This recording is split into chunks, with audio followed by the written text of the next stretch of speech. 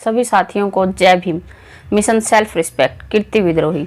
साथियों, पिछली वीडियो में हमने जाना था कि युद्ध टलने के बाद भी सिद्धार्थ अपने घर नहीं गए थे। अपना आत्म मंथन करने के बाद उन्होंने जो प्रत्येक परंपरा और प्रत्येक पंथ का निरीक्षण करने का निर्णय लिया था, उसके लेकर आगे की उनकी क्या रूपरेखा रही, इस बारे में आज हम जानेंगे। बाबा साहब डॉक्टर भीमराव अंबेडकर की वॉल्यूम नंबर 22 के अध्याय 1 के भाग 3 में से। अन्य पंथों का परीक्षण करने के उद्देश्य से सिद्धार्थ गौतम ने आलार कालम से भेंट करने के लिए राजगृह छोड़ दिया। रास्ते में उसने भृगु ऋषि का आश्रम देखा और उत्सुकतावश उसमें प्रवेश किया। तब आश्रम वासियों ने उसका स्वागत किया और उसने भी आश्रम वासियों के वयोवृद्धों का आदर किया। उस मोक्ष प्रेमी बुद्धिमान सिद्धार्थ ने उन स्वर्ग चाहने वालों को विचित्र विचित्र प्रकार की तपस्याओं का निरीक्षण करते हुए आश्रम को देखा। उस भद्र पुरुष ने पहली बार उस उपवन में सन्यासियों को विभिन्न प्रकार की तपस्या करते हुए देखा। तब तपस्या की तकनीक में दक्ष भृगु ब्राह्मण ने विभिन्न प्रकार की तपस्याएं और उनके फल के बारे में गौतम को बताया। बिना पका भोजन, पानी से उत्पन्न मूल और फल, यही धर्मशास्त्रों के अनुसार तपस्वियों का भोजन है। लेकिन तपस्या के भिन्न भिन्न अनेक रूप हैं। कुछ पक्षियों की तरह दाने चुगते हैं, कुछ हिरणों की तरह घास खाते हैं, कुछ सांपों की तरह हवा पर जीते हैं। ऐसा लगता है कि वे पहाड़ी चींटी में परिवर्तित हो गए हों। दूसरे बड़ी मुश्किल से पत्थर से अपना पोषण करते हैं। कुछ अपने दांतों से ही पीसकर अन्न खाते हैं, कुछ दूसरों के लिए उबालते हैं और भाग्यवश कुछ बचे हुए पर ही गुजारा करते हैं। कुछ अपनी जटाओं को लगातार पानी में भिगोते रहते हैं और मंत्रोच्चारण के साथ 2 बार अग्नि देवता अर्घ्य अर्पण करते हैं। दूसरे मछली की तरह पानी में डूबे रहते हैं और उनके शरीर को कछुए नोचते रहते हैं। कुछ समय के लिए इस प्रकार की तपस्या करने, अधिक कष्ट सहने पर स्वर्ग और कम कष्ट सहने पर मानव लोक प्राप्त होता है। कष्ट सहने के पथ पर चलकर अंत में वे सुख को प्राप्त करते हैं। उनका कहना है कि कष्ट सहन ही पुण्य का मूल है। यह सुनकर गौतम ने कहा, आज पहली बार मैंने ऐसा आश्रम देखा है और तुम्हारा यह तपस्या कर्म समझ में नहीं आता। इस समय मैं केवल इतना कहूँगा कि आपकी यह लगन स्वर्ग प्राप्त करने के लिए है, जबकि मेरी इच्छा तो यही है कि संसार के दुख के मूल कारण और उसे दूर करने का उपाय खोज निकाला जाए। क्या अब मैं यहाँ से विदा ले सकता हूँ? मैं साख्य दर्शन सीखना चाहता हूँ और समाधि मार्ग में अपने को प्रशिक्षित करना चाहता हूँ और देखना चाहता हूँ कि ये पद्धतियाँ मेरी समस्या के समाधान में कितनी सहायक सिद्ध हो सकती हैं। अपने विषय में दक्ष मुनि आलार कालम के पास मैं जाना चाहता हूँ।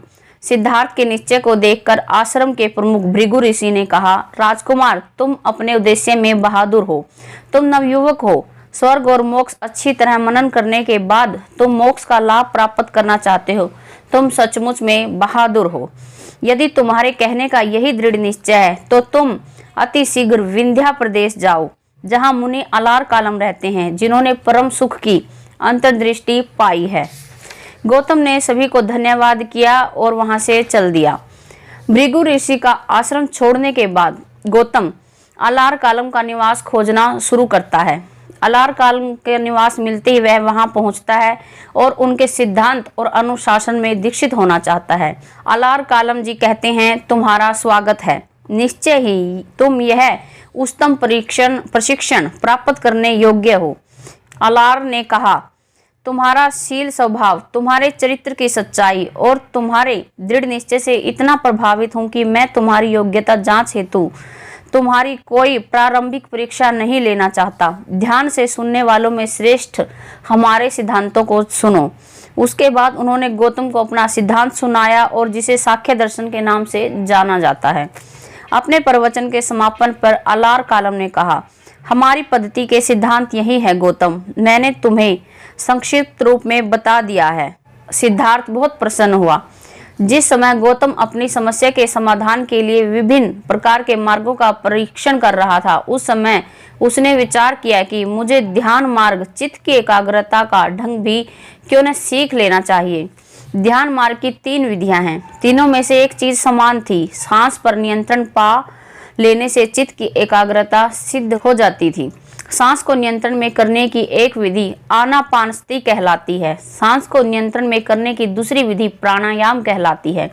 यह सांस लेने की प्रक्रिया को 3 भागों में बांटती है: सांस लेना, सांस रोके रखना, सांस बाहर निकालना। तीसरी विधि समाधि पद्धति कहलाती है। अलार कालम ध्यान मार्ग में दक्ष माना जाता था। गौतम ने अनुभव किया कि यह अच्छा होगा यदि अलार कालम के निरीक्षण में ध्यान मार्ग का कुछ प्रशिक्षण ले। इसलिए उसने अलार कालम से कहा, यदि आप मुझे ध्यान मार्ग में प्रशिक्षण दिला दें तो अच्छा होगा। अलार कालम ने उत्तर दिया, बड़ी खुशी से। अलार कालम ने उसे ध्यान मार्ग की विधि बताई। इसके 7 सोपान थे। गौतम ने इस विधि का प्रतिदिन अभ्यास किया। इसमें पूर्ण दक्षता प्राप्त करने के बाद गौतम ने अलार कालम से पूछा, इसमें सीखने के लिए कुछ और शेष है? अलार ने उत्तर दिया, नहीं मित्र, मुझे केवल इतना ही बताना था। इसके साथ ही गौतम ने अलार कालम से विदा ली। इस विधि को सीखकर समाधि के उच्चतम सोपान का अनुभव करने की उसने सोची। तदनुसार वह उद्दक रामपुत के आश्रम में गया और अपने को उनके अधीन प्रशिक्षण में लगा दिया। कुछ ही समय में गौतम ने उद्दक के 8वें सोपान की विधि में दक्षता प्राप्त कर ली। उद्दक रामपुत की विधि में पूर्णता प्राप्त करने के बाद गौतम ने ठीक वही प्रश्न किया जो उसने अलार कालम से किया था। इससे आगे भी कुछ सीखने के लिए शेष है? तो उद्दक रामपुत ने भी वही उत्तर दिया, नहीं मित्र, जो मैंने तुम्हें सिखाया उससे ज्यादा कुछ नहीं। तदनुसार गौतम मगध गया। उसने देखा कि सांस नियंत्रण से ध्यान मार्ग की उनकी विधि कौशल जनपद में प्रचलित विधि से सर्वथा भिन्न थी। इस ध्यान विधि की विशेषता यह थी कि सांस का सर्वथा निरोध करके चित्त की एकाग्रता का संपादन करती थी। गौतम ने इस विधि को सीखा। सांस को रोककर जब उसने चित्त को एकाग्र करने की कोशिश की तो उसे लगा कि उसके कानों में तीक्ष्ण आवाज आ रही थी और अपना सिर उसे ऐसा अनुभव हो रहा था जैसे तेज चाकू से कोई उसके सिर को चीर रहा हो। यह बड़ी कष्टदायक विधि थी, लेकिन गौतम ने इसमें भी दक्षता प्राप्त कर ली। इस प्रकार उसने समाधि मार्ग का प्रशिक्षण लिया।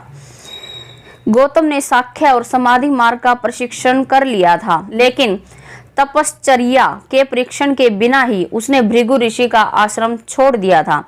इसलिए उसे लगा कि उसका प्रशिक्षण भी प्राप्त कर ही लेना चाहिए। उसके बाद गौतम गया नगर गया। वहां पहुंचकर उसने आसपास के क्षेत्र को ध्यानपूर्वक देखा और तपश्चर्या हेतु उरुबेला में गया के राजश्री नेगरी के आश्रम में रहने का उसने निश्चय किया। तपश्चर्या अभ्यास के लिए निरंजना नदी के किनारे स्थित यह एक शांत स्थान था। उरुबेला में उसे वे 5 परिवारजक भी मिले जो पहले राजगृह में मिले थे और जिन्होंने उसे शांति का समाचार लाकर सुनाया था। वे भी वहां तपश्चर्या का अभ्यास कर रहे थे। उन तपस्वियों ने उसे वहां देखा। उसके पास वे गए और उन्हें भी अपने साथ रहने को कहा। गौतम तैयार हो गया। उसके बाद उन्होंने आदरपूर्वक उसकी सेवा की। उसके शिष्यों की तरह उसकी आज्ञा मानने लगे और बहुत ही विनम्र और आज्ञाकारी वे थे। गौतम की तपस्या और आत्म संताप की विधि काफी कठिन थी। प्रतिदिन वह 7 घरों से ज्यादा भिक्षाटन के लिए नहीं जाता था। कभी कभी तो सिर्फ 2 घर तक ही जाता था और प्रत्येक घर से वह 7 कोर से ज्यादा भोजन नहीं लेता था और कभी कभी तो केवल 2 कोर ही लेता था। प्रतिदिन वह 1 कटोरी खाना खाकर रहता था, लेकिन 7 कटोरी से ज्यादा किसी भी हालत में वह नहीं खाता था। कभी कभी वह 1 दिन में 1 बार भोजन करता था, कभी कभी 2 दिन में 1 बार। इसी क्रम में कभी कभी 7 दिनों में 1 बार भोजन करता था और कभी 15 दिनों में 1 बार और बड़ी ही निश्चित मात्रा में भोजन करता था। जब वह तपश्चर्या के अभ्यास में और आगे बढ़ा तो उसका आहार मात्र इकट्ठी हरी जड़ें मात्र रह गया था, या जंगली जो धान के दाने या पेड़ों की छाल के टुकड़े या जल पौधा या चावल की भूसी के अंदर का लाल कण या उबालने पर चावल के बचे भाग या सरसों आदि की खली। वह जंगली जड़ें और फल या हवा से गिरे फल फूल खाकर रहने लगा था। उसके कपड़े या तो सन के बने होते थे या कूड़े के ढेरों पर पड़े सन मिश्रित चिथड़ों के। या पेड़ की छाल के, या आधे या पूरे काले मृग छाल के, या घास के या छाल के, लकड़ी की पट्टियों के, या आदमी और पशुओं के बालों से बने कंबलों के, या उल्लू के परों के बने होते थे। वह अपने सिर और अपनी दाढ़ी के बाल नोच नोच कर उखाड़ता था। वह हमेशा सीधी और पालथी मारकर बैठता था। वह कभी खड़ा नहीं होता था तथा सरक कर चलता था। इस प्रकार से और अनेक तरह से अपने शरीर को वह कष्ट पहुंचाता था। उसकी तपश्चर्या इस सीमा तक आ गई थी। अपने शरीर के प्रति उपेक्षा के भाव को वह इस सीमा तक ले गया था। वर्षों तक उसके शरीर पर मैल जमती रही और बाद में वह स्वयं गिरने लगी। वह विषम्यकारी घनघोर जंगल में रहता था। ऐसा विषम्यकारी घनघोर जंगल की पागल के सिवा उसमें कोई और नहीं जा सकता था। यदि जाएगा तो भय के कारण उसके रोंगटे खड़े हो जाएंगे। जब शीत ऋतु की भयानक ठंडी रातें आती तो महीनों के कृष्ण पक्ष में वह रात में खुले आसमान के नीचे और दिन के समय घुप अंधेरे में रहता था। लेकिन जब वर्षा ऋतु से पहले भयानक गर्मी पड़ती तो वह दिन की चिलचिलाती धूप में रहता और रात में गर्मी भरे जंगलों में रहता। वह शमशान भूमि में मुर्दों की हड्डियों का तकिया बनाकर लेटता था। उसके बाद गौतम प्रतिदिन एक फली खाकर या तिल का एक बीज खाकर या चावल का एक दाना प्रतिदिन खाकर रहने लगा। जब प्रतिदिन वह एक ही फल खाकर रहता था तो उसका शरीर एकदम कमजोर हो गया। यदि वह अपने पेट का स्पर्श करता तो उसका हाथ पीठ को जा लगता और पीठ को स्पर्श करता तो उसका हाथ पेट को आ जाता। उसका पेट और पीठ दोनों एक दूसरे के निकट आ गए थे। ऐसा उसके कम खाना खाने के कारण हुआ था। गौतम की तपस्या और आत्म पीड़न बड़े ही उग्र रूप का था, जो 6 वर्ष के लंबे समय तक जारी रहा। 6 वर्ष के बाद उसका शरीर इतना दुर्बल हो गया कि वह चलने फिरने में भी असमर्थ हो गया था। फिर भी उसने कोई नया प्रकाश और संसार के दुख की समस्या का समाधान दिखाई नहीं दे रहा था जिस पर उसका मन केंद्रित था।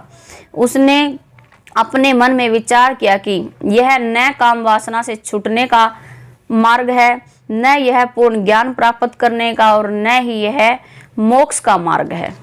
कुछ लोग इस संसार के सुख भोग हेतु कष्ट झेलते हैं, कुछ स्वर्ग के लिए कष्ट सहन करते हैं। सभी प्राणी आशा के चक्कर में पड़कर अपने उद्देश्य को प्राप्त न हो सुख को खोजते हैं और विपत्ति में फंस जाते हैं। क्या मेरे साथ भी कुछ ऐसा ही नहीं हुआ है? मैंने जो प्रयास किया है मैं उसे दोष नहीं दे रहा हूँ, लेकिन आधार छोड़कर वह आकाश में उड़ने का प्रयास है। मैं पूछता हूँ, क्या शरीर के संताप का धर्म कहा जा सकता है? चूंकि शरीर के काम करने या न करने पर मन का अधिकार होता है, इसलिए विचार पर नियंत्रण ही उचित है। बिना विचार के शरीर कर्ता के समान है। यदि केवल शरीर पर विचार करें तो भोजन की शुद्धि से ही पवित्रता आ सकती है, लेकिन जो कर्ता मन है उसकी पवित्रता की भी तो बात है। लेकिन यह सब किस काम की? जिसने अपनी शारीरिक शक्ति खोज ली, जो भूख प्यास और थकान से चूर है, थकान के कारण उसका मन एकाग्र और शांत नहीं होता, ऐसे आदमी को नया प्रकाश कभी भी प्राप्त नहीं हो सकता। सच्ची शांति और मन की एकाग्रता को सही रूप में प्राप्त करने के लिए शारीरिक आवश्यकताओं की लगातार पूर्ति होना आवश्यक है। उस समय उरुबेला में सेनानी नामक गृहपति रहता था। सुजाता उनकी बेटी थी। सुजाता ने न्यायग्रोथ वृक्ष से पुत्र पाने की इच्छा व्यक्त की और संकल्प किया कि यदि उसकी इच्छा पूरी हुई तो वह हर वर्ष उसकी पूजा करेगी। उसकी इच्छा पूरी हो गई और इसलिए उसने अपनी दासी पूर्णा को पूजा के लिए स्थान तैयार करने को भेजा। न्यायग्रोथ वृक्ष के नीचे गौतम को बैठा देखकर पूर्णा ने सोचा, आज तो वृक्ष देवता ही नीचे उतर आए हैं। सुजाता स्वयं आई और अपने द्वारा तैयार की गई खीर स्वर्ण पात्र में गौतम को उसने अर्पित की। वह गौतम पात्र को लेकर नदी तट पर ले गया, सुप्तिठ नामक घाट पर स्नान किया और फिर भोजन ग्रहण किया। इस प्रकार उसकी तपश्चर्या का परीक्षण समाप्त हुआ। तपस्या और आत्म संताप का जीवन छोड़ने के कारण गौतम के साथ वाले 5 सन्यासी उससे रुष्ट हो गए और घृणावश उसे छोड़ गए।